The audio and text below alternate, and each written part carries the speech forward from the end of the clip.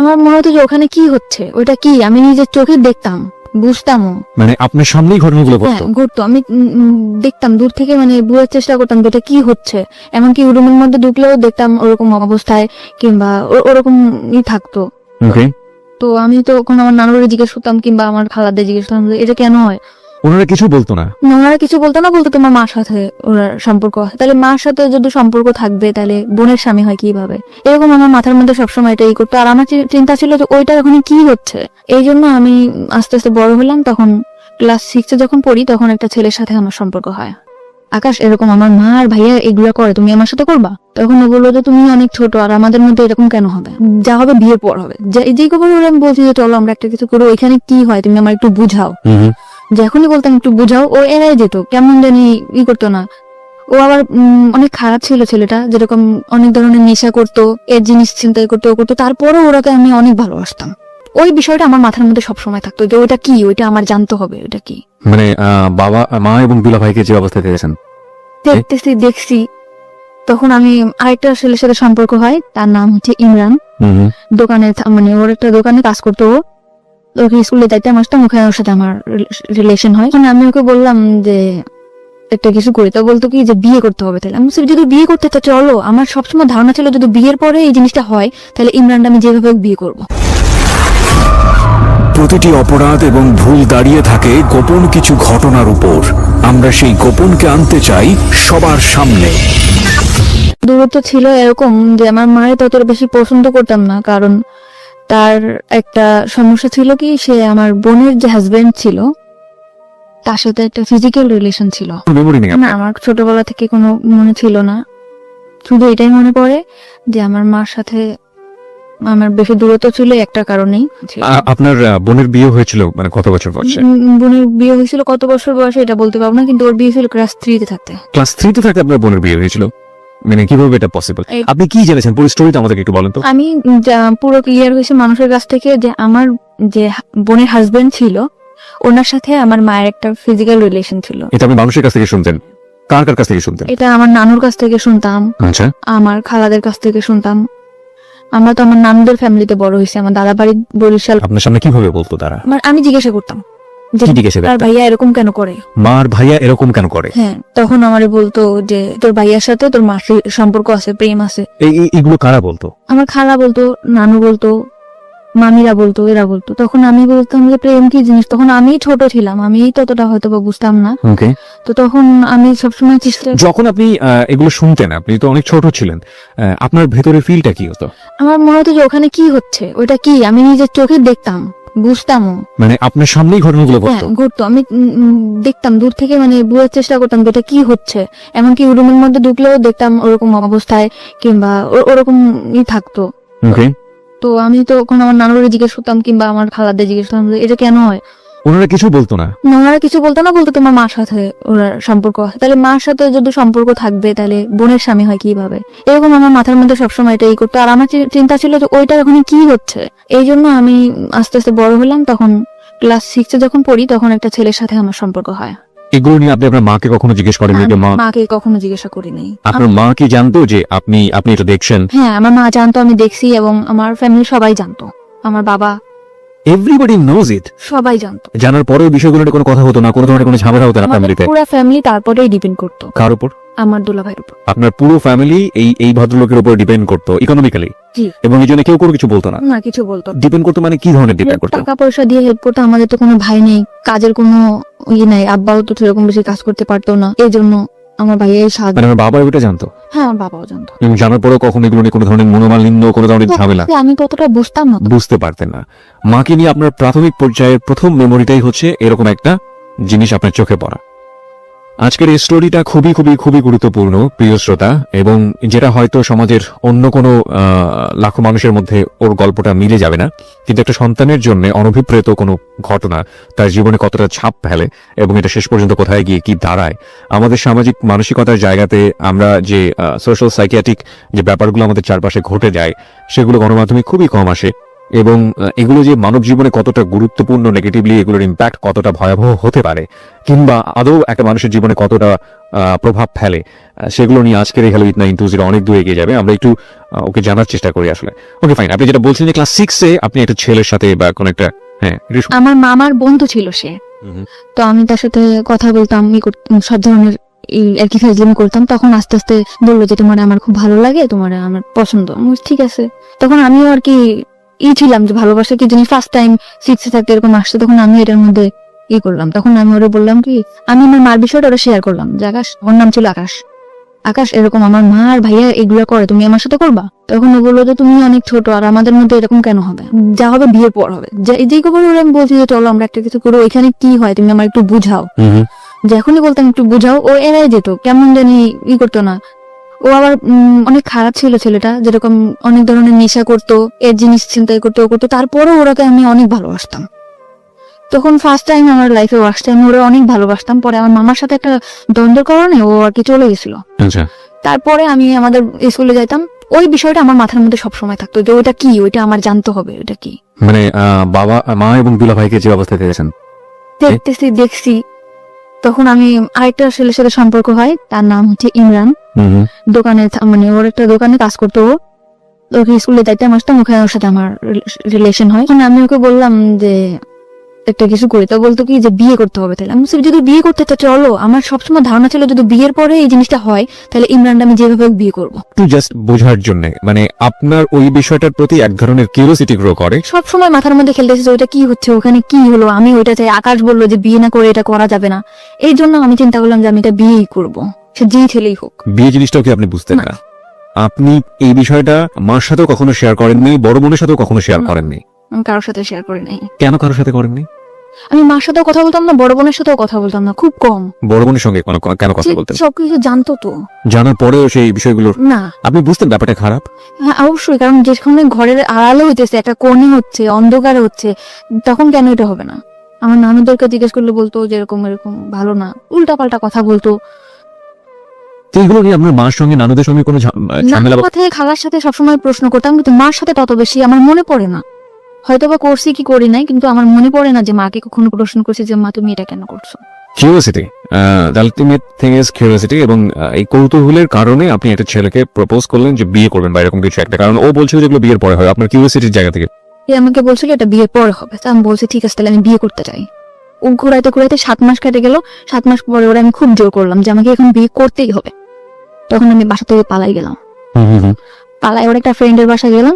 যাওয়ার পরে এসে রাত্রেবেলা, অনেক দূর ওর ফ্রেন্ডের বাসা, ওদের বাসাও আমাকে নেয় নাই। মানে ও বেশি বড় না, দুজন মানে 2 বছরের বড় ছোট এরকম হবে, আর তত বেশি ভালো কাজও করে না যে আমার চালাইতে পারবে। তারপরেও ফ্যামিলির অমতে বিয়ে করছে আমার ওই যে। ওর সাথে আপনার বয়সের ডিফারেন্স কত ছিল? 2 বছর, মাত্র 2 বছরে। তখন আপনি ক্লাস 6-এ পড়েন, তার মানে আপনার বয়স যদি 11 হয়ে থাকে তাহলে ওর বয়স 13 থেকে 14 বছর। না তখন আমি ক্লাস 8-এ পড়ি। তখন আপনি ক্লাস 8-এ পড়েন। ওকে, তার মানে আপনিও নাবালিকা এবং সেও নাবালক বলা যেতে পারে। তখন আপনার সে 2 বছরের বড় হলে ওর বয়স 16 বছরের মতো হবে, আপনার তখন 14-র মতো। ওকে, বলুন তারপরে আমাদের ওই রাত্রেবেলা আমি ওরে বললাম যে এখন তো কিছু করতে পারো, তো বলতেছে যে হ্যাঁ অবশ্যই করতে পারি। তখন আমাদের মধ্যে হলো, তখন আমি বুঝতে পারলাম যে এই জিনিসটা এইটাই, এটার মধ্যে তেমন কোনো কিছুই না, এইটাই। তখন আমি আমার মার প্রতি আমার তত আর বেশি ক্ষোভ হলো, ঘৃণা হলো যে এই কাজটা তো হাজবেন্ড ওয়াইফ করতে পারে, তো আমার মা আর দুলাভাই কেন করবে। এরপরে ওর বাড়িতে নিয়ে গেল, 3-4 দিন পর ওর ফ্যামিলি থেকে মানতে চায় না, তারপরও মেনে নিল। মানে আপনি বিয়ে করার পর আপনার ফ্যামিলিতে জানালেন যে? হ্যাঁ, আমার ফ্যামিলি থেকে তো অনেক ঝামেলা করতেছে। ওই যে আমার সে মামা আসে তো মনে করেন ওরে মারটা দিতে যেতেছে, করতেছে, ওর নামে কেস করবে। বিয়েটা আপনারা কোথায় করলেন, কিভাবে করলেন? বিয়েটা করছি কাজী অফিসে। আমার নিবন্ধনের কাগজও চাইছিল, ওর একটা বড় ভাইরা দিয়া আর কি 18 বছর করে নিছিল। তখন একটা কাজীরা দিয়ে আমার বিয়েটা করাইছিল। তারপর বাড়িতে আসলাম, পরে আমার মা বললো ঠিক আছে মাইনে নেবো, তো তুমি বাসায় আসো। আমি বললাম ঠিক আছে বাসায় আসতে বেড়াইতেছি। তখন আমার মা ওরে খুব মার দিল। মার দেওয়ার পর আমি রাত্রে আবার চলে গেলাম। রাত্রে চলে গেলাম ওর বাসায়, যে মারাদুর যখন করছে আমি বাসায়তেই থাকবো, আমার বাসায় আমি আর আসবো না। আমার ফ্যামিলির সাথে টোটাল যোগাযোগ বন্ধ। হঠাৎ করে একদিন আকাশ আমার হাজবেন্ডের নাম্বারে ফোন দিছে যে আমি মামা হয়ে কথা বলবো। আমার আকাশের প্রতি অনেক বেশি ভালোবাসা ছিল। আকাশ মানে ফার্স্ট লাভ? হ্যাঁ। তখন আমার মা বাবা বললো যে তুই যদি আকাশের সাথে বিয়ে করতিস তাও মেনে নিতাম, তো তুই ফিরায় আমরা একদম, তোর তো ছোটবেলা থেকেই স্বপ্ন ছিল, মানে আমার ইচ্ছা ছিল যে আমার একটা ফ্যামিলি হবে, সুন্দর শ্বশুর বাড়ি। আমি সবসময় গল্প করতাম যে আমার এরকম শ্বশুর বাড়ি হবে ওরকম। তখন বললো যে আকাশ তো বিয়ে কর, বিয়ে করার পরে তো আমরা মেনে নিব। তখন আমি বললাম যে ঠিক আছে। ইমরানটা কিন্তু আমি সত্যি ভালোবাসতাম না, শুধু ওই বিষয়টা জানার জন্যই আমি তার বিয়ে করছিলাম। মানে শুধু কিউরিওসিটি নিবারণ করার জন্য। My goodness. ওকে, পরে আমি আকাশে বললাম ঠিক আছে আকাশ আমি তোমার বিয়ে করবো, তুমি আমার বিয়ে করবা? তখন আমার মা ওরে শিখে দিল যে বলো যে হ্যাঁ বিয়ে করবো। তখন বললো যে হ্যাঁ অবশ্যই তোমার বিয়ে করবো, তোমার আমি ভালোবাসি না। তখন আমি আমার বাড়িতে চলে আসলাম, আসার পরে তার 4 দিন পর ডিভোর্স করলাম ওরে। মানে ডিভোর্স করলেন আপনি নিজের ইচ্ছা? আমি নিজে ইচ্ছা ডিভোর্স। জাস্ট এই কথাটা বলাতে ফ্যামিলি থেকে যে আকাশের ব্যাপারটা হলে হতো, হ্যাঁ। আপনি নিজে থেকে ডিভোর্স করে দেন। বাবা সবাই বললো যে হ্যাঁ ঠিক, মা বাবা বলে নাই, বাবা কখনোই আমার কোনো কথার মধ্যে আসে নাই। মা বললো, বোন বললো যে ঠিক আছে ওর সাথে বিয়ে দেবো, তুই আয়। তখন আমি চলে আসলাম, আয়সা আমি বললাম ঠিক আছে তো আকাশের সাথে বিয়ে দাও। এখন আকাশের সাথে আমার বিয়ে দিতে চায় না। এখানে একটা বিষয় আপনাদেরকে একটু নোট করে প্রিয় শ্রোতা, আমাদের মানে পারিপার্শ্বিক এবং সামাজিক জায়গা থেকে সেক্সুয়াল এডুকেশন বা কি বলা যেতে পারে এটাকে, যৌন শিক্ষা আমরা যেটাকে বলি, সেটা প্রপারলি হয় না। কারণ আমাদের সোসাইটিতে এটাকে ট্যাবু মনে করা হয় এবং এটা একটা গোপন বিষয়, এটাকে নিয়ে কথাবার্তা বলা সন্তানদের সামনে কিংবা এই বিষয়টা নিয়ে এইভাবে ওপেনলি একটা কথা হতে পারে, এই বিষয়গুলো আমাদের সমাজের চোখে ভালোভাবে দেখা হয় না।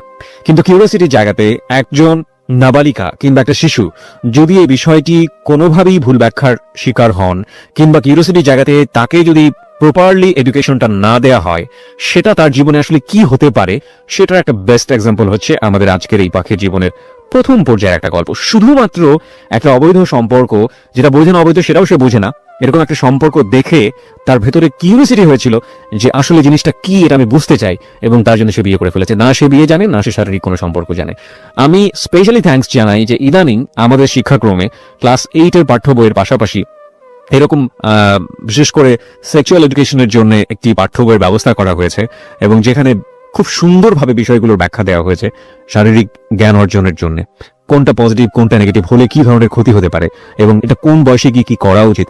আমার মনে হয় এটা আমাদের বিশেষ করে এই ধরনের ঘটনা থেকে অনেকখানি বাচ্চাদেরকে দূরে রাখবে। তবে দিস ইজ রিয়েলি টাফ, কারণ যেই ব্যারিয়ারটা আমরা ভাঙার চেষ্টা করছি, এতদিন যে ধরনের একটা অবয়ের মধ্যে ছিলাম, এগুলো নিয়ে কথা বলা যায় না, এগুলো নিয়ে কথা বলা পাপ, এগুলো নিয়ে কথা বলা অন্যায়, এবং এই ধরনের ব্যাপারে ছেলে মেয়েদেরকে সামনে নিয়ে আসা, ছেলে মেয়েদের এই কিউরিওসিটি গুলো নিবারণ করা বা ওদের বিষয় কিউরিওসিটি দেখলে ওদেরকে দমিয়ে দেয়া, এই বিষয়গুলো মারাত্মক রকম ভাবে টাফ করে দিবে আমাদের এই বিষয়টাকে। কিন্তু আমার মনে হয় যে যদি পজিটিভ কোনো রেজাল্ট আমরা পাই এবং পাওয়ার সম্ভাবনা যেহেতু আছে, সুতরাং এই জিনিসগুলোকে পজিটিভলি ছেলে মেয়েদের সামনে আনা উচিত। কোনটা ভালো কোনটা মন্দ সেটা তাদেরকে ক্লিয়ার করে বুঝিয়ে দেওয়া উচিত, নইলে গোপনে নিভৃতে এই ধরনের অসংখ্য ঘটনা সমাজে ঘটে যাচ্ছে যেগুলো আমরা কখনো ফোকাস করি না এবং অনেক সময় জীবনটাকে হেল করে দিতে পারে। বাই দ্য ওয়ে, আমরা পিছিয়ে আবার আপনার জীবনের গল্পে। তারপর আপনি ডিভোর্স করলেন এবং আপনাকে বললো যে না বিয়ে দেবে না। তখন আমার ফ্যামিলি থেকে বললো ওকে বিয়ে দেওয়ার মতো ছেলে হলো, ও এরকম খারাপ কাজ করে, চুরি করে, এটা করে ওটা করে, ওর সাথে বিয়ে দেবো না।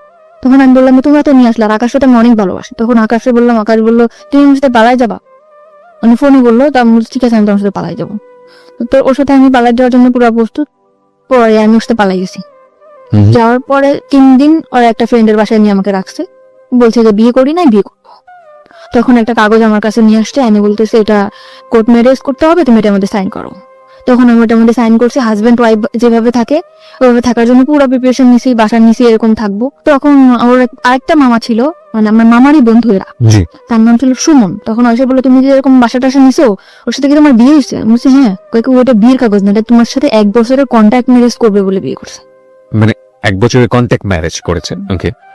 আমি তখন ওইটাও বুঝি না যে কন্ট্যাক্ট ম্যারেজ আসলে কি। আমি বলছি আমার কাগজটা দেখান, আমি পড়তে পারবো। তখন আমার ও কাগজটা আকাশও দেখায় না, আকাশ নিখোঁজ। যখন ওর সুমন মামার বললো এই কথা, তখন আকাশ নিখোঁজ। কিন্তু আকাশের প্ল্যান ছিল ওইটা যে মামা, আমার আগে যে মামা ছিল তার সাথে তার দ্বন্দ্ব ছিল, এই জন্য সে আমার বিয়ে করবে কিংবা একটা ইসের মধ্যে রাখবে, কিন্তু সেও আমারে ভালোবাসতো না। কিন্তু আমি ভাবতাম যে একটা সংসার হবে, আকাশ আমার ভালোবাসা, আকাশের সাথে আমি ভালোভাবে থাকতে পারবো। সেভাবে হলো না। তো তখন আমার সুমন মামা ফোন দিল মা বাবারে, মা বাবা বললো যে ঠিক আছে ওরে নিয়ে আসো। জিনেদা ছিলাম আমরা, ইয়ান থেকে খুলনা নিয়ে আসলো। খুলনা নিয়ে যাওয়ার পরে আমার মা বললো যে ঠিক আছে যা হয় হয়েছে, এরকম ভাবে থাকো। এরকম করে পরে আমার ঢাকাতে চলে আসলাম। আমার বোন আর দোলা ভাইও ঢাকাতে থাকতো, তখন চাকরি হয়েছিল আমার বোনের। তো থাকতো আমি পুরো, আমি ওর বাসায় থাকতাম, টুকটাক বাসার কাজ টাজ করতাম, থাকতাম এভাবে। তার 2 বছর পরে তখন আমার লেখাপড়া একদম বন্ধ। মানে কোন ক্লাসে থাকা অবস্থায়? 8 ক্লাস 8 থাকা অবস্থায় আপনার লেখাপড়া বন্ধ। এইসব ঘটনা ঘটার পরে পরপর 2টো বিয়ে। ওকে।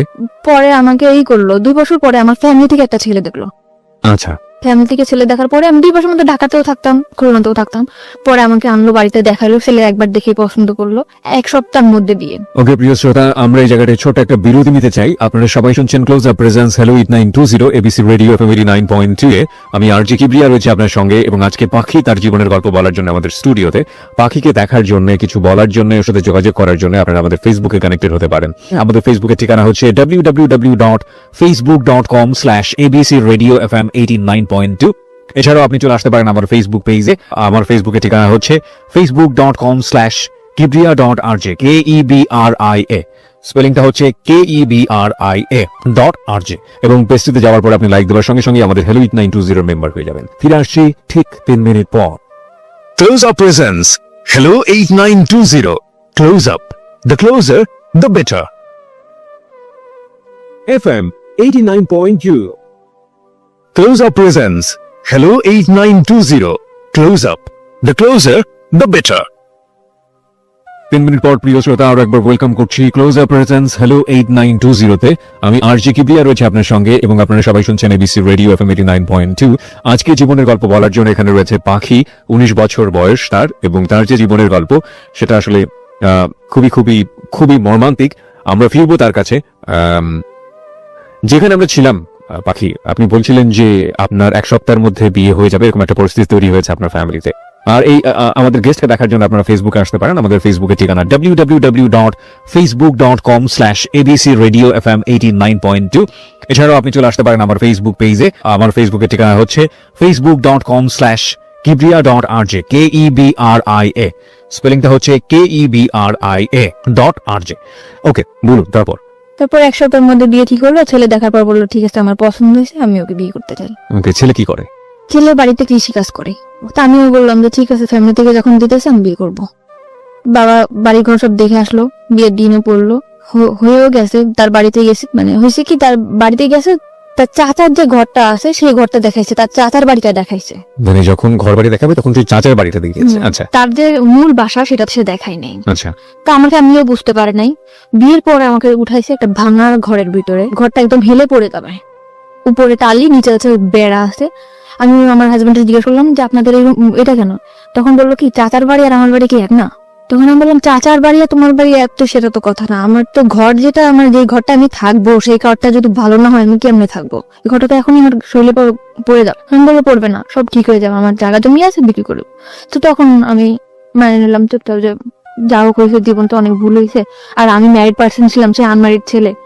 এটা সে জানতো? তার কাছে বলা হয়েছে এটা? তাকে কিন্তু বিয়ের আগে জিজ্ঞেস করা হয়েছে যে আপনি কি ম্যারিড পার্সন? সে বলছে যে না, আমি ম্যারিড পার্সন না। এবং আপনার সম্পর্কে বলা হয়েছে যে আমি নিজে তাকে বলছি যে আমি দুটো বিয়ে করেছি, আমি এরকম রিলেশন করে 2টা বিয়ে করছি। এবং কি কারণে বিয়ে করেছি কারণটা বলেনি কখন? তো বলছি যে আমি রিলেশন করে বিয়ে করছি। দুটো বিয়ে করেছি? হ্যাঁ, সেটা শুনেই আমার প্রতি হয়েছে যে বিয়ের সাথে কোনো ব্যাপার না, আপনারা দেখে আমার খুব ভালো লাগছে। ওকে। তারপর আমরা আমার বাবার বাড়ি বেড়াতে আসলাম। বেড়াতে আসার পরে এইভাবে দিন যায়। তারপর আমি শহরে তো মানুষ হয়েছি, তারপরেও আমি অনেক কিছু মিস করতাম যে এই জিনিসটা নাই, সংসারে এই জিনিসটা নাই। অনেক কষ্ট দিন যেত আমার। তার আর কোনো ভাই বোন ছিল না, সে একটাই ছেলে। ওকে। এখন আস্তে আস্তে আমার হাজবেন্ডের মধ্যে দেখতাম পরিবর্তন। কি পরিবর্তন? সে ফোনে কথা বলে, গ্রামের ছেলে তাও ফোনে কথা। কিভাবে তুমি কার সাথে কথা বলো? বলি কথা। তারপর আমি জানতে পারলাম, অনেক ভাবে জানতে পারলাম, চেষ্টা করে প্রায় 2-3 মাস পর জানতে পারলাম সে আগে একটা বিয়ে করছিল। সে আমার কাছে মাপটা এসে যে আমি বিয়ে করছি, তুমি মাপ করে দাও, আমি তোমার বলতে পারি। আমি বিয়ের আগে তো আমি আপনাকে জিজ্ঞেস করছিলাম, আপনি আমাকে কেন বলেন নাই? ওকে। পরে বলতেছে তোমাকে আমার এত ভালো লাগছে যে তোমার কথা যদি আমি বলতাম তাহলে হয়তো তুমি বিয়েটা রাজি হতো না। আচ্ছা। তখন আমি বললাম যে ঠিক আছে, যা গেছে আপনি ওর সাথে যোগাযোগ করেন না, আমি করবো না। ওকে। তারপরও মেয়েটার সাথে যোগাযোগ করে। তখন আমি বললাম খুলনাতেই রাখবো না, তোমাকে আমি নিয়ে চলে যাবো ঢাকাতেই। ঢাকায় আসতে গেলে কিছু টাকা লাগবে, কিন্তু আমার বিয়ের মধ্যে কোনো কিছু দেয় নাই। শাড়ি গয়না যা দেওয়া লাগে, গয়নাঘাটি কিছু দেয় না, এমনি শাড়ি, চুড়ি, লিপস্টিক এটা যা দেওয়া লাগে দিছে। এখন একটা রুলি দিছিল স্বর্ণের। তো আমি মারে বললাম যে মা, এই রুলিটা আমরা বেশ বন্ধক রাখি, এখন ক্যাশ টাকা তো আমার কাছে কিছু নেই, বন্ধক রাখা আমি টাকাটা নিয়ে দিই, তুমি ও পরে চাকরি করে যখন টাকা ছাড়া যাবে তখন। তখন বললো যে ঠিক আছে চল বন্ধক রাখতে যাই। বন্ধক যখন রাখতে গেছি তখন আঙ্কেল আমারে বলে তুমি কি দুষ্টামি করতে আসছো আমার সাথে? কোন আঙ্কেল? মানে জুয়েলারির যে আঙ্কেল। ওকে। বলছি কেন আঙ্কেল? বলতেছে অবশ্যই, তুমি এটা এমনিটি স্বর্ণ রিয়া এনে তুমি বলতেছো এটা স্বর্ণের। আমি বলছি কেন, এটা আমার বিয়েতে দিছে, এটা কেন এমনিটি স্বর্ণ হবে? এটা স্বর্ণের পানিতে ধোয়া, এটা 6 মাস পর কালার যাবে। তখন আমি আমার হাজবেন্ডকে ফোন দিলাম যে তুমি আমাদের মানে টাউন আছে, টাউনে আসো, তখন দোকানে নিয়ে গেলাম, যেটা কি এটা তো স্বর্ণের না। তো বলতেছে কে বলছে স্বর্ণের না, অন্য দোকানে চলো। তুমি কোন দোকানে যাবা? স্বর্ণপটির মধ্যে। পরে ওর যে দোকানে যাইতেছে সেই দোকানে একই কথা। এখন ও মানে ওর ঘাম বের হয়ে গেছে পুরা। পরে বলতেছে কি যে মাফ করে দাও, তোমার খুশি করার জন্য এটা করছি। তাও আমি মাফ করে দিছি ওরে। আমার ফ্যামিলি থেকে মোটে রাজি না যে এরকম এখন থেকে এই ছেলে এরকম করতেছে, তো ভবিষ্যতে সে কি করবে। তখন আমি তারপরও ঢাকাতে নিয়ে আসলাম, নিয়ে আমার বোনের কাছে রেখে গেলাম। ভাইয়া ওর একটা চাকরি দিতে, ওরা চাকরি দিল। ওর আগরাতে চাকরি হতে গেলে রক্তের গ্রুপ পরীক্ষা করতে হয়, গ্রুপ পরীক্ষা করাইলো, টাকা পয়সা যা লাগে সব ভাইয়া দিল, ম্যাচ ঠিক করে দিল। ভাইয়া মানে আপনার দুলা ভাই? সেই দুলা ভাই। ওকে। মানে আমাদের ফ্যামিলিতে সে খুব কেয়ার করে। তারপরে চাকরি দেওয়ার পরে চাকরি থাকলো আমার টাকা পয়সা দেয় না। ভাইয়া শুধু একই কমপ্লেন যে ও নাকি ফোনে কথা বলে। আমি বলছি ফোনে তো আমার সাথেও কথা বলে। তারপরে আমার ভাইয়া বললো যে ঠিক আছে তুইও ঢাকাতে চলে। তখন আপনি কোথায় ছিলেন? আমি আমার মার বাড়িতে ছিলাম, খুলনাতে ছিলেন। জি। তখন আমি ঢাকাতে চলে আসলাম, ভাইয়ার বাসায় থাকতাম। ও ছুটি সেটা পাইলে আসতো, ভাইয়ার বাসায় থাকতাম করতাম। তারপরে আমি বললাম যে ঠিক আছে, ভাইয়ার বাসায় তো মানে গেস্ট যে রুমটা, ড্রয়িং রুমটা যেটা বলে, ওটা তো ভাইয়াদের সুপা নাই, ওটা তো খালি আছে, তো ওখানে একটা পর্দাটা নাই, ওখানে আমরা সংসার করা শুরু করি। বলো ঠিক আছে। আমাদের মানে ওর রুম নেওয়ার মতো এত বেশি টাকা বেতন পাইতো না, মাত্র 7,000 টাকা বেতন পাইতো। তখন ভাইয়া বললো ঠিক আছে, এই কয় টাকা বেতন পাই তোর বাইরে থাকা সম্ভব না, তো তোরা আমাদের এখানেই থাক, খাওয়া থাকা পাবো 3,000 টাকা দিবি তোরা দুইজনে। তো শুধু খাওয়া থাকা, এছাড়া আমি যে তার ওয়াইফ, একটা কোনো কসমেটিক বা কোনো ড্রেস এগুলা কিছুই দেয় না। তখন আমার বোন বলে যে আমার বোনটা ভালোভাবেই মানুষ হয়েছে, তো তুমি এরকম ওরা কিছু দেও না কেন? বলে এটা আমাদের ফ্যামিলি ব্যাপার। তা আমি বললাম ব্যাপার ঠিক আছে, তুই কিছু বলিস না। ভাইয়া তখন আমার ড্রেস যা লাগে দেয়। 7,000 টাকাতে স্যালারি পাইতো, 3,000 টাকা বোনটা দেওয়ার পরে যে কয় টাকাটা তোর বাড়ি পাঠাই দিত। মানে ওর বাড়িতে অনেক দেনা ছিল। আচ্ছা আচ্ছা। আমি বলতাম যে কবে শেষ হবে, আর আমাদের ঢাকায় আসতে আমরা কি আজীবন ঢাকাতে থাকবো? তোমার বাড়িতে একটা ঘর নাই, ঘর এরকম টুকটাক আর কি ঝগড়া হতো প্রায়। হাজবেন্ড ওয়াইফ যেটা ভালোবাসে এটা কখনো আমি পাইতাম না। আচ্ছা। সবসময় মানে চিন্তা করতে কি এত চিন্তা করো তুমি চিন্তা করে তো কোনো কিছু বের করতেই পারো না। তখন আমার দুলাভাইরে বললাম ভাইয়া আমার একটা চাকরির ব্যবস্থা করে দাও। তো বললো যে এই তো তুই পাশ করিস না, এই তো পরীক্ষা দিয়ে পর চলে আসছিস, ওর কি চাকরি দিব? তো ভাইয়ারা সবসময় বলতাম যে একটা চাকরি দিয়ে দাও, একটা চাকরি দিয়ে দাও। তখন ও যে কোম্পানিতে চাকরি করে, ফরেনার কোম্পানিতে, ওর একটা ম্যাডাম ছিল। তো ম্যাডামটা বাচ্চা কাচ্চা হইতো না, তার হাজবেন্ডও বাইরে থাকতো, সেখানে একা থাকতো। তা আমারে তার কাছে রেখে আসছিল, মাসে 5,000 টাকা স্যালারি দিবে, অল টাইম তার সাথে থাকতে হবে। ওকে। তো এরকম আমি থাকতাম। তখন আমার হাজবেন্ড ঠিক ডাইরেক্টলি বলতেছে বাসায় কাজে দিছে নেই করছেন, কিন্তু তার সে আমি বাসায় কাজ করতাম না, শুধু তার সাথে থাকতাম। সাথে থেকে আপনার কাজটা কি ছিল? তার যেরকম ল্যাপটপটা ক্যারি করা? হ্যাঁ, এটা আমি নিতাম, কিংবা হাতে কোনো পার্স আছে এটা আমি নিয়ে ওনার সাথে সাথে থাকতাম, কারণ ওনার একা একা থাকতে পারতো না। উনি যেখানে যেত আমাকে নিয়ে যেত, আমাকে বেশ বলতো যে আমার বোন। ওনারা ইংরেজিতে কি বলতো আমি জানি না, আমার খুব সুন্দর সুন্দর ড্রেস কিনে দিত, এই যে ওনার সাথে যেটা পরে আমি বেরোতে পারতাম, ওকে। এরকম করে ওনার মতো করে উনি রাখতো। তখন আমার হাজবেন্ড আমার ভাইয়ের সাথে অনেক অশান্তি করলো। তখন আমার ভাইয়া বললো ঠিক আছে তোমার চাকরি করতে হবে না, তুমি চলে যাও। তখন আমি বললাম যে ঠিক আছে আমি চাকরি করবো না। তখন আমি বলতাম যে আমার কোনো কাজও করতে দিলে না, তোমার হেল্প করবো তাও তুমি করতে দিলে না। আমি তাই কিন্তু হেল্প করতাম। আমি যে 5,000 টাকা পাইতাম তার থেকে 2,000 টাকা ওরে আমি দিতাম, আর 3,000 টাকা আমি রাখতাম। আচ্ছা। তখন আমার হাজবেন্ড বলতো যে কি এমন কাজ করতাম, মানুষের বাসায় কাজ করতাম, এরকম করে বলতো। তো আমি বলতাম এসব কথা বলবো না, আমি কি কাজ করতে তুমি জানতাম না। কিন্তু ওই যে ফরেনার ছিল উনি বলতো তুমি হচ্ছে 1 বছর যদি থাকো তোমার লাইফটা পুরো আমি ওকে করে দিয়ে যাবো। তখন চলে আসছি যখন বাসায়, রান্না বান্না করে খাই দেয় এরকম করে। আমার হাজবেন্ড করে কি ওই মেয়ের সাথে যোগাযোগ করে, আগের ওয়াইফের সাথে। আচ্ছা। তখন আমি বললাম যে তুমি এরকম কেন তার সাথে কথা বলো? বলে যে তার সাথে কথা বলি কে বলছে? এরকম বহুবার আমি হাতে নাতে ধরছি, তারপরে সে স্বীকারই করে না। তারপর আমার সাথে অনেক ঝামেলা করে, ঝগড়া করে, এই করে। পরে আমি বলছি যে তুমি যদি এরকম করে থাকো তো তার সাথে তুমি থাকো, আমার সাথে কোনো যোগাযোগ করে তার সাথে থাকো, যাও। এক কথা বলার সাথে সে তার কাপড় চোপড় নিয়ে আমার ভাত থেকে নেমে চলে গেছে। ওকে। যাওয়ার পরে এটা মেসেজ উঠছে। তখন আমি ফোন দিয়ে ফোন রিসিভ করো না, বলে কি তুমি যদি আমার সাথে আসতে চাও তাহলে এখন আসো। আমি আমার ফ্যামিলি বললাম আমি কি করবো, তোমরা দেখে শুনে দিয়ে দিছো, সে প্রথম থেকে এরকম করতেছে, আমি কি করবো এখন? বলে তার সাথে তুমি কোথাও যাবো না, তুমি তোমার ভাইয়ের বাসায় থাকো। তখন আমি আমার ভাইয়ের কাছে, বোনের কাছে থাকতে লাগলাম। আমার এই প্রথম 2-1 দিন, 4-5 দিন, 1 মাস 2 মাস ফোন দিছে, পরে আমার কোনো ফোন দিত না। ওকে। তখন আমার ভাইয়ার বলার পরে ভাইয়ার ইটফোর্স সিকিউরিটি সার্ভিসটা আছে, ওখানে যোগাযোগ করে আমার একটা চাকরি নিল লেডিস সিকিউরিটি গার্ডে। তারপরে ওখানে আমি চাকরি করলাম 1 বছর মতো। 1 বছরের মধ্যে আমি কারোর সাথে মিশতাম না। আমি অফিস বাসা অফিস, ঢাকার শহর এই সময় হাজবেন্ডের সাথে কোনো সম্পর্ক নেই বা ডিভোর্স হয়নি? না। ওকে। ঢাকার শহর সম্বন্ধে আমার কোনো ধারণাই নেই। বোরকা পরতাম, বেশ বাসা থেকে যেরকম বড় বড় জামা পরতাম, গ্রাম থেকে যেরকম আসতাম ওরকমই ছিলাম। 1 বছর পরে আমার ওই যেখানে চাকরি করতাম ওইখানে একটা ল্যান্ড ওনার ছিল, ল্যান্ড ওনার। ওখান থেকে আমার সে অফার করে তার সাথে, মানে ওই বিল্ডিং এর ল্যান্ড ওনার? ওকে।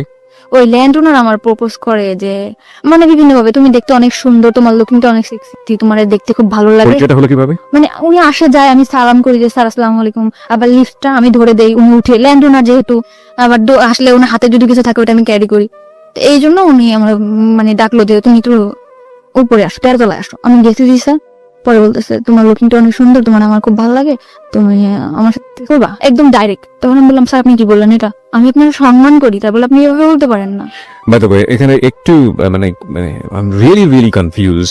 যেহেতু আপনি মোটামুটি একটা আইন শৃঙ্খলা রক্ষাকারী এরকম একটা বেসরকারি প্রতিষ্ঠানেই কাজ করতেন, সেখানে ওনার তো একটু ভয়ে ডর কিছু করা উচিত ছিল। মানে উনি ডিরেক্ট এইভাবে ডেকে নেবেন, আপনার অ্যাটিটিউডের মধ্যে কোনো কিছু কি ছিল এরকম যে কারণে ও আমি সবসময় অনেক রুড ছিলাম, আমার সাথে কেউ কথা বলতেও সাহস পেত না। আমরা যে কটা মেয়ে ছিলাম আমাদের সাথে কোনো ছেলেরাও কথা বলতো না, আমাদের যে ছেলে গার্ডগুলো ছিল সেও কথা বলতো না।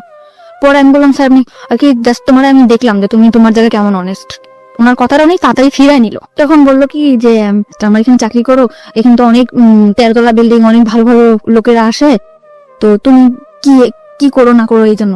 তা দেখলাম ভালো, তুমি থাকতে পারবা এখানে, 1 বছর হয়েছে, আমি চাই যতদিন এখানে আছে তুমি থাকো। তখন আমি বললাম যে স্যার ঠিক আছে। তখন সে ল্যান্ড ওনার, তার উপর আমি কিছু বলতেও পারি না। তখন আমার যে জুন কমান্ডার ছিল তাকে আমি বললাম স্যার এরকম ভাবে আমার প্রপোজ করছে। কয় তোমার তো কপাল খুলে গেছে।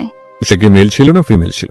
ছেলে ছিল। ছেলে, ওকে। তো তুমি যদি একটু সময় তার সাথে করো, আমি তখন ব্যাপারটা যে কি ব্যাপার, আমি এখানে ঢাকা শহরে কাজ করতে আসছি। তখন স্যার বললাম স্যার আমি যদি কাজ করেই খাবো তাহলে আমি যদি ওরকম করেই খাবো তাহলে তো আমার কাজ করার দরকার আসে না। এখানে আমি আমার শ্রম বিক্রি করতে আসছি, আমার শরীর না।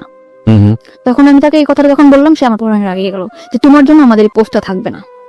পোস্টে থাকবে না? হ্যাঁ, এই কথা বলার পর আমি ওখান থেকে চলে আসলাম আমাদের হেড অফিসে। উনি আমার নামে কমপ্লেন করলো, আমার যে জুন কমান্ডার স্যার উনি এরকম ডিউটি ভালো করে না, এই জন্য ওর নামে কমপ্লেন হয়েছে, ল্যান্ড ওনার কমপ্লেন দিয়েছে, আপনি ওকে ডাকেন অফিসে। আমাকে স্যার ফোন দিল। আমি ভর্তি হওয়ার পরে কখন আর অফিসে যাই নাই, ওই ফার্স্টে ওকে। খুব ভয় পাচ্ছি আমি, স্যার আপনি আমাকে কেন ডাকছেন, কি আমি জানি কি হয়েছে না হয়েছে। আমি পরে স্যারের বললাম যে স্যার আপনি আমার বাবার বয়স এরকম এরকম ব্যাপার, মা তাহলে তোমার ওখানে যাওয়া ঠিক হবে না, তুমি রিজার্ভে থাকো।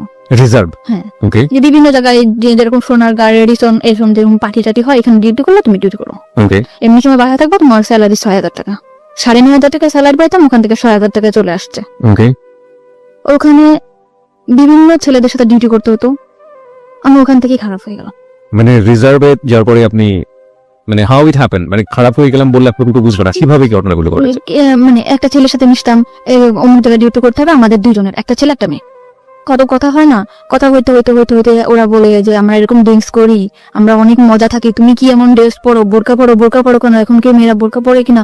আর আমার মধ্যেও না ওরকম একটা চঞ্চলতা কাজ করতো, আমিও চাইতাম যে না এদের সাথে খোলামেলা ভাবে থাক। এর ভিতরে এরকম থাকতে থাকতে আমাদের বাড়ির পাশে একটা বাড়ি ছিল, বাড়িটার নাম নাই, মানে আমাদের থেকে অনেক ভালো অবস্থা। ছেলেটা দেখতে শুনতে অনেক সুন্দর ছিল, সে যে আমার মতো একটা মেয়ে প্রপোজ করবে আমি ভাবতে পারিনি। আমি এর মধ্যে বাড়িতে গেছিলাম একবার, পহেলা বৈশাখে বাড়িতে গেছি। সে আমাকে ডাইরেক্ট বললো যে পাখি আমার তোমার খুব ভালো লাগে, তোমার বিয়ের আগে থেকেই ভালো লাগে, তো তোমার সাথে আমি ফ্রেন্ডশিপ করতে পারি। আমি বললাম যে ঠিক আছে করতে পারো। কারণ আমিও চাইছিলাম যে একটা মানুষ আমার জীবন থাকুক। এরকম করতে করতে না তার সাথে আমার ফোনে, সে থাকতো খুলনাতে, আমি থাকতাম ঢাকাতে।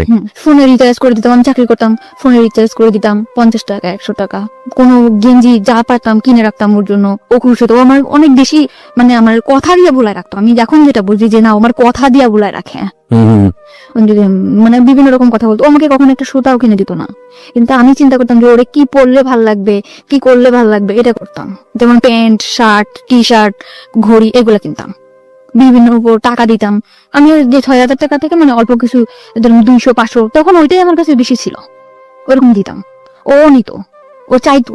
পরে ও মাস্টার্স কমপ্লিট করলো, তখন আমি বললাম যে তুমি ঢাকাতে আসবা, বললো হ্যাঁ ঢাকাতে আসবো। ঢাকাতে আসলো ফ্রেন্ডের বাসায়, আমরা ঢাকায় দেখা করলাম, কথা বললাম অনেক। ও সবসময় বলতো তোমার আমি বিয়ে করবো, যা গেছে গেছে, আমার পড়াশোনাটা কমপ্লিট হোক। ছেলেটা অনেক সুন্দর ছিল। মানে ও তো বিবাহিত ছিল? না, বিবাহিত ছিল না, একদম বিবাহিত ছিল না। আপনি সম্পর্কে সব জানতো? আমার বাড়ির পাশে সব জেনে শুনে আমার দিকে আগাইছিল। ওকে। কিসে পড়তো ছেলেটা? তখন মাস্টার্স করতেছে। মাস্টার্স করছে, আর আপনি দেখে ক্লাস 10 পাস করেন? ওকে, ঠিক আছে। তখন আমার হয়তো ওরা আবেগ ছিল, আমি বুঝতাম না যে ও যেরকম আমার দিকে আগাইছে, আমি ভাবতাম মনে হয় সত্যি সত্যি আমার ভালোবাসা। এখানে একটা বিষয় একটু নোট করছি প্রিয় শ্রোতা, আজকের স্টোরিটা এতটাই বেশি সেন্সিটিভ, আমাদের সামাজিকতার জায়গা থেকে আজকের অতিথির পুরো ফেসটুকু আমরা ফেসবুকে দেখাতে পারবো না, কিন্তু একজন মাস্টার্স পড়ুয়া একটা ছেলে, একটা ক্লাস 8 পড়ুয়া একটা মেয়ের প্রতি এফেক্টেড হতে পারে কি কারণে, কতটুকু সৌন্দর্য একজন মেয়ের মধ্যে থাকলে এ ধরনের ঘটনা ঘটতে পারে, ততটুকুই সুন্দর ও আসলে, এবং অ্যাবসলিউটলি শি ইজ বিউটিফুল। কিন্তু আমরা আমাদের গল্পের জায়গাটা থেকে আমরা পারছি না ওর পুরো মুখ অবয়বটা আপনাদেরকে দেখাতে। চলুন আমরা আবারও ওর কাছে ফিরি। হ্যাঁ বলুন তারপর। কিন্তু আমি সবসময় চাইতাম যে আমার ছোট্ট একটা সংসার হোক। আমি আবারও স্বপ্ন দেখতে শুরু করলাম যে আমার লাইফে যা গেছে গেছে, ও হয়তো বা আমার সুন্দর একটা সংসার দিতে পারবে। বাই দ্য ওয়ে, আপনি যখন এটা বলছিলেন যে আপনি আপনার ছেলে কলেজদের সাথে মিশে বিভিন্ন পার্টিতে হ্যাঁ, তারপর দায়িত্ব করতেন, ওই সময়গুলো থেকে আপনি ওদের সাথে মিশে ড্রিঙ্কস না না, তখন আমি এগুলো তখনও শুরু করেন? ওরা করতো, আমি আর কি ভাবতাম যে আসলে আমি একটু করব, এই করব, মানে ভালো লাগতো। তারপর চিন্তা করতাম না, বোনের বাসায় থাকি, ভয় পেতাম, কিছু করতাম না। তো তখন নাজিমের সাথে আসতে, মানে আমাদের সাথে রিলেশন ছিল, তার নাম ছিল নাজিম। তখন ও বললো যে ঠিক আছে আমি তোমার বিয়ে করবো। আবার স্বপ্ন দেখতে শুরু করলাম যে আমার ছোট একটা সংসার হবে, আমরা অনেক প্ল্যানিং করলাম যে আমাদের একটা মেয়ে বেবি হবে, এরকম বাসা নিব, তুমি তো এরকম সুন্দর, আমাদের বেবিটাও হয়তো, অনেক ভাবে প্ল্যান করলাম। পরে আস্তে আস্তে দেখি কি ও ফোনে আমার সাথে তত সময় দেয় না, ফোনে ততটা সময় দিচ্ছে না। কিন্তু কোন ও তো আপনার সম্পর্কে সমস্ত কিছু জানতো, বিশেষ করে দুটো বিয়ে হয়েছে আপনার, এরকম ভাবে আপনি সংসারও করেছেন এবং আমার ফ্যামিলি অবস্থা সবই জানে। সব জানতো। ও কি শুধুমাত্র আপনার সঙ্গে প্রেমের সম্পর্কই ছিল নাকি আলাদা এক ধরনের ইন্টেনশন ছিল, ফিজিক্যাল ইন্টেনশন? ফিজিক্যাল রিলেশন, কোনো ধরনের কোনো ইন্টেনশন ছিল না। ওকে বলুন তারপর। আমি ফোনে টাকা ঢুকাই দেই, ও ফোনে কথা বলে অন্য মেয়ের সাথে। তা ও কখনো আমি ওর ফোনে টাকা ঢুকাই দিলেও আমি ওর ফোনটা রিসিভ করতাম না, কারণ আমি যে কোম্পানিতে চাকরি করতাম ওখান থেকে ফোন আমাকে দেওয়া হয়েছিল, মানে ওখান থেকে আমি ফোন করলে বিল পাইতো।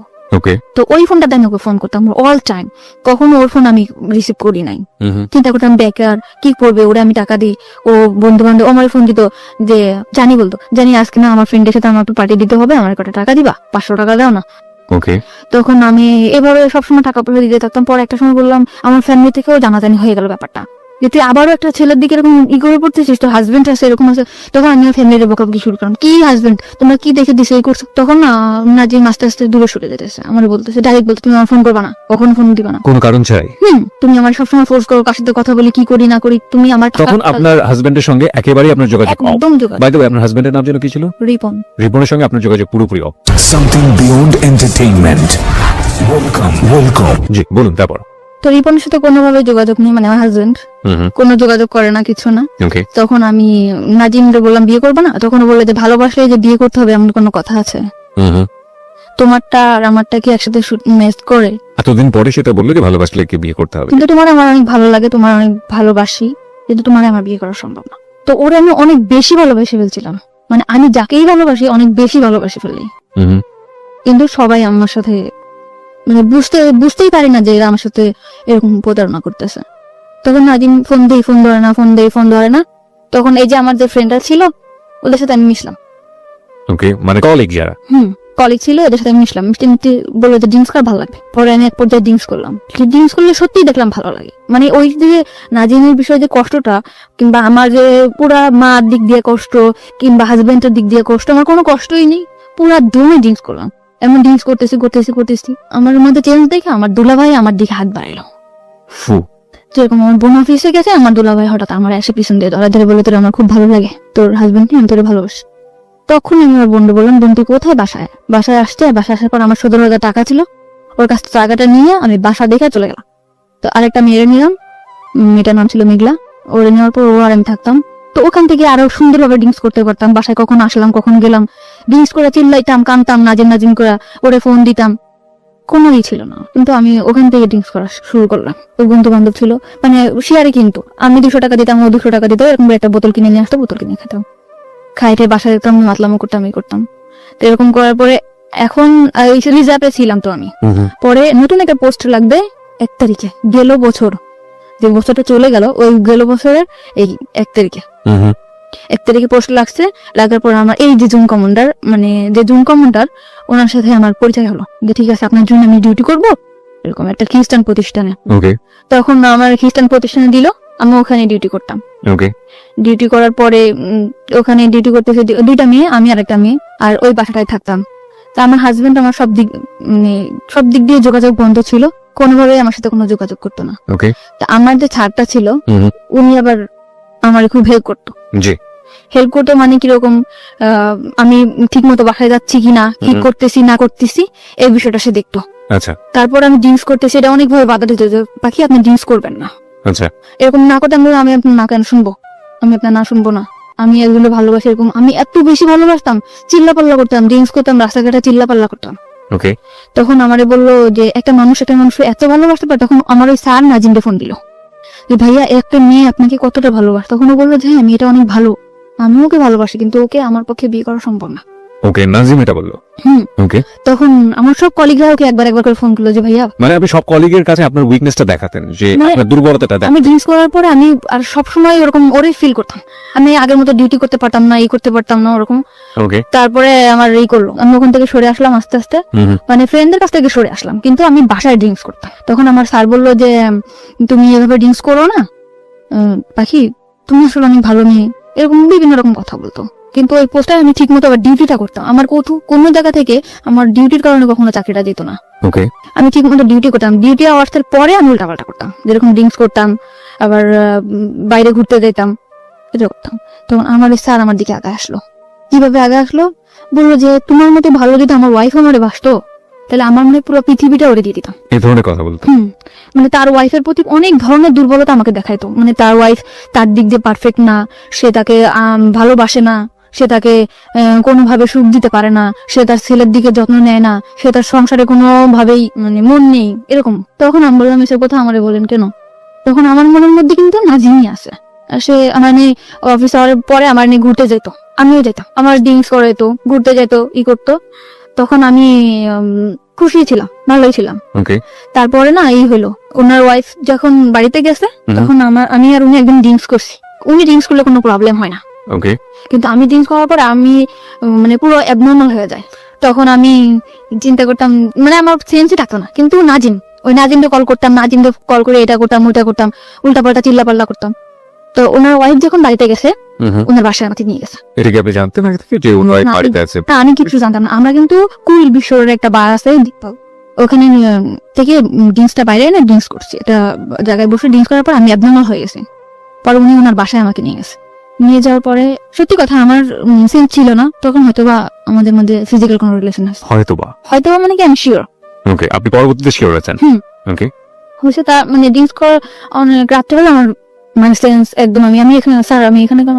তখন বলতেছে কি যে তোমার আমার খুব ভালো লাগে, তোমার সবকিছু পারফেক্ট, আমার ওয়াইফের থেকে তুমি অনেক বেটার, এরকম করে বললো। তখন আমি খুব কাঁদতেছি যে আপনি এটা কি করলেন, আপনার সাথে আমার এটা কেন হলো, এরকম করে। তখন মাইনে নিছি, নেওয়ার পরে না তখন চাকরিটা বাঁচানোর ভয়, তখন ভয় পেতাম কি হয়তো বা চাকরিটা থাকবে না। তো চাকরি না থাকার ভয়টা কেন ছিল?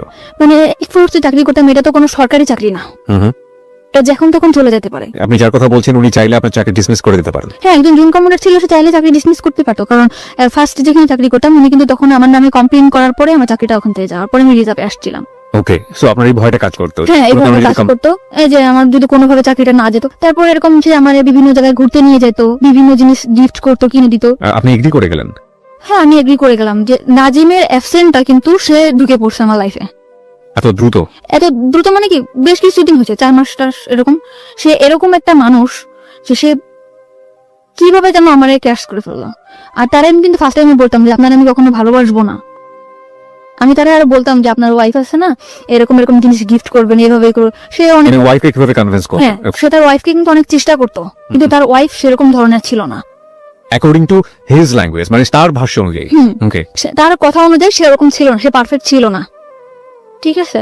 তারপরে এরকম আমার তখন আপনার আগের হাজবেন্ডের সঙ্গে আপনার না, আমার ডিভোর্স হয় নাই। আমার আগের হাজবেন্ডের সাথে আমার ডিভোর্স ছিলই না, ওকে আমার হাজবেন্ডের সাথে আমার কোনো যোগাযোগ ছিল না। তারপরে এই করছে এরকম আসতে যাইতো, আমার ডিউটি আওয়ার্সের পরে তার সাথে আমরা একসাথে ঘুরতে যেতাম, খাইতাম, ঠিক আছে, এরকম ভাবে ছিল। সে এরকম আস্তে আস্তে আমার একদম অনেক কাছে চলে আসলো। সে মনে করেন আমার ডিউটি আওয়ার্সের পরে আমার না দেখলে পাগল হয়ে যেত, যেমনি হোক আমার বোঝাতো। সে চলে আসতো, কোথায় চলে আসতো? অফিসের ওখানে চলে আসতো, আইসা আমার নিয়ে বাসায় নামায় দিয়ে আসতো। যেহেতু সে একজন অফিসার এবং তার আন্ডারে তো অনেক এমপ্লয়ি কাজ করে, বাকি সবাই বুঝতো না ব্যাপারটা, এবং তার জন্য এটা প্রেস্টিজিয়াস না? দূরে থাকতো অফিস থেকে, মনে করেন এখান থেকে 10-5 মিনিট হাইটে যাওয়া লাগবে, এরকম এতটা দূরে থাকতো সে আমার রিক্সায় যাইতে কষ্ট হবে দেখে সে রেগুলার, একটা ভাঙা রোড ছিল, ওই ভাঙা রোডের রেগুলার আমার জন্য বাইক নিয়ে দাঁড়ায় থাকতো। ওকে ওকে ওখান থেকে আমাকে নিয়ে ওখানে নামাই দিয়ে আসতো। নামাই দিয়ে আসতে আসতে এরকম রেগুলার দিয়ে আসতো। তারপরে আমি বুঝলাম যে আসলে সে আমাকে অনেক ভালোবাসে, ওকে অনেক ভালোবাসে। তারপরে আমি আস্তে আস্তে ওনার প্রতি দুর্বল হলাম। যখন আমি দেখলাম যে না, তার ওয়াইফ তার প্রতি না, তখন আমি তার প্রতি দুর্বল হলাম। ও দুর্বল করে ফেলছিল আমাকে, এমন মানে ওয়াইফ তার প্রতি ডিভোটেড না, এটা তো তার ল্যাঙ্গুয়েজ ছিল। তার ছিল, আর আমিও বুঝতাম। কিভাবে বুঝতেন? মানে সে যখন ফোনে কথা বলতো, মানে তার ওয়াইফের বলতো একটু পানি দাও তো, তুমি নিয়ে খাও। এটা আপনি ফোনে শুনতে পাতেন? হ্যাঁ, এটা আমি শুনতে পেতাম। তুমি নাও কিংবা এদিকে আসো তো, মানে আমি just শুনতাম। তার ফ্যামিলি সম্পর্কে আপনি কতটুকু জানতেন? শুধু ওই ওয়াইফের বদনামই জানতেন নাকি আরো অন্য কিছু জানতেন? না, ওয়াইফের ওইটুকু জানতাম, তার ফ্যামিলিটা অনেক বেশি ভালো ছিল। কিরকম? সে তার রুমে সে অনেক দিক দিয়ে তার ওয়াইফের সুখে রাখছিল, কিন্তু সে যে তার ওয়াইফ, সে কখনো মনে করতো না যে আমার হাজবেন্ডের সুখে আমি সুখী। সে মনে করতো তার সুখই তার সুখ, হাজবেন্ডের যে একটা জিনিস, এই জিনিসটা যে আমার, সে এটা ভাবতো না। এটা তো তার ভাষ্য অনুযায়ী, আপনি তো তার পরিবারের মধ্যে ঢোকেননি। কখনো আমি তার এভাবে যেয়ে দেখি না, দেখেন নাই, সে তার যেভাবে বলেছে আপনি সেটা সেভাবে বোঝার চেষ্টা করেছেন। এভাবেই। ওকে ওকে। তারপরে এরকম কয়েক মাস গেল, যাওয়ার পরে তখন এই কয়েক মাসের মধ্যে আপনারা কি কি করছেন? হ্যাং আউট করছেন, বাইরে ঘুরে বেড়াচ্ছেন, ডেট করছেন, রুম ডেট করছেন জি কন্টিনিউয়াসলি? জি কন্টিনিউয়াসলি। একবারের জন্য মনে হয়নি যে অন্যায় করছেন? অন্যায় ফার্স্টে মনে হচ্ছিল, পরে মনে হলো যে না, আমার লাইফটা কি, আমার তো ওই নোংরা জায়গা থেকে উঠাই নিয়ে আসছে। আমি যে ড্রিঙ্কস করতাম, আজে বাজে ছেলেদের সাথে আমি মিশতাম, আমি যে খারাপ হি অলসো ড্রিঙ্কস, সে তো সে কিন্তু আমার জন্য ড্রিঙ্কস করতো, সে কিন্তু ফার্স্টে করতো না। আপনাকে এখানে থেকে নিয়ে আসার জন্য যে কোনো ভাবেই হোক না কেন, আপনার যে রাস্তায় আছেন সে রাস্তায় আগে পা দিয়েছে, তারপর ওখান থেকে সরে আসার চেষ্টা। আমাকে বিভিন্ন ছেলেদের সাথে আমি মিশতাম, বিভিন্ন ছেলেদের সাথে আমি ভালো কোনো ড্রেস পরতাম না, যেরকম জিন্স টপস এগুলো পরতাম। ওকে, জিন্স টপস। ওকে, হ্যাঁ, এইগুলা থেকে সে আমার বাই করছে, ভালো ভালো ড্রেস কিনে দিছে, বড় বড় হাতার জামা বানায় দিছে, যে এগুলা পরো না, খারাপ বলবে মানুষ। মানে আমার মধ্যে একটা চেঞ্জ আনছে সে। আমি যেরকম আগে রাস্তায় বেরোলে মনে হতো যে না, এই ছেলের সাথে দুষ্টামি করবো, কথা বলবো, এরকম আমার আর মনে হয় না। বাই দ্য ওয়ে, আমার একটা প্রশ্ন আছে। ছেলেটা যদি আপনাকে এতটাই ভালোবাসবে, তাহলে প্রথম দিন নিয়ে গিয়ে কেন এই ধরনের শারীরিক সম্পর্ক করলো? সে তো অন্যভাবে আপনাকে প্রপোজ করতে পারতো। এটা হয়তো বা তারও ইচ্ছে ছিল না, এটা আমি আসলে জানি না। কখন আপনি তাকে জিজ্ঞেস করেছেন পরবর্তীতে যে তুমি আমাকে যেহেতু লাভই করো, তাহলে কেন এটা করলে? করছিলাম। আপনি তাকে বাধ্য করেছেন অ্যাকর্ডিং টু হিজ ভয়েস, মানে সে এটা বলেছে? সে বলেছে তুমি আমাকে বাধ্য করছো, আমি একটা পুরুষ মানুষ, আমি কন্ট্রোল হয়ে গেছি। বাধ্য করেছে বলেন? আপনার অ্যাটিটিউডের মধ্যে এগুলো ছিল? হ্যাঁ, আমি হয়তো বা কিছু করছি, কিন্তু এটা আমার, বললাম না, আমার তখনও সেন্স নাই। আমি you are not in sense. Okay, তারপর? ঠিক আছে, এরকম বলার পর তখন আমি একটা বাসা নিলাম। বাসা নিলেন মানে? মানে ওই বাসাটা ছেড়ে দিলাম, আমি আগে যে বাসাটা থাকতাম ওই বাসাটা ছেড়ে বেশ দিলাম। কয়েকজন ফ্রেন্ড মিলে থাকতেন? হ্যাঁ, তখন আমি আলাদা একা একটা বাসা নিলাম। একা একটা বাসায় কি ওর সিদ্ধান্ত অনুসারে নিলেন, নাকি আপনি একা একা নিজে নিলেন? একা বাসাটা কেন প্রয়োজন হলো? ওর জন্য, আমি ওর একটা সময় কাটাবো, আমরা হাজবেন্ড ওয়াইফ থাকবো, বিয়ে করব। বিয়ে করার কথা আপনাকে বলেছেন? হ্যাঁ, অল টাইম আমারে বলতো, যে আমি পরে বলতো হ্যাঁ বিয়ে করবো, সমস্যা কি, তুমি আমার ওয়াইফ, সব জায়গায় বলতো। ওর কখনো ভয় থাকতো না যে না, আমি একটা জায়গায় বলবো আমার ওয়াইফ, কখনো আমার নিয়ে ঘৃণা করতো না। ও বলতো যে তোমার আমি একটা পচা নর্দমা থেকে ওটা নিয়ে আসি, তুমি আমার কাছে একটা পবিত্র। ও আপনার পাস্ট সম্পর্কে জানতো, অতীত সম্পর্কে জানতো, সব, আমার পুরা ফ্যামিলির ডিটেলসও জানতো, মা বাবা ভাই বোন সব জানার পরেও আমার প্রতি অনেক বেশি দুর্বল হয়েছে। তো এরকম করে সবসময় বলতো, অনেক অনেক লাভ করতো। বাসা নিলেন কোথায়? বাসা নিলাম অফিসের পাশেই। অফিসের পাশেই? আপনার কলিগরা জানতো যে ধরনের সম্পর্কে আপনি ওদের জড়াতেন? পুরোপুরি সিক্রেট ছিল বিষয়টা? হ্যাঁ, পুরোপুরি সিক্রেট। আমার সবাই জানতো আমার হাজবেন্ড আছে, আমার একটা বেবি আছে, বাচ্চা, মেয়ে বাচ্চা, এটা জানতো। আমিও সবসময় ফেস করতাম যে আমার একটা বেবি আছে, মেয়ে, এরকম করে ফেস করতাম। তো ওরকম বাসায় আসতো যাইতো, সবাই জানতো আমার হাজবেন্ড। তো আমাদের মধ্যে না বিয়ে, একটা সময় কাজী অফিসেও নিয়ে গেছে আমাকে। কাজী অফিসে নিয়ে গেল? হ্যাঁ, চলো বিয়ে করবো। গেছি, তখন আমার ডিভোর্স হয় নাই। তখন কাজী অফিস থেকে বললো যে ওনার তো ডিভোর্স হয় নাই, 3 মাস, ডিভোর্স হওয়ার 3 মাস পর বিয়ে করতে হবে।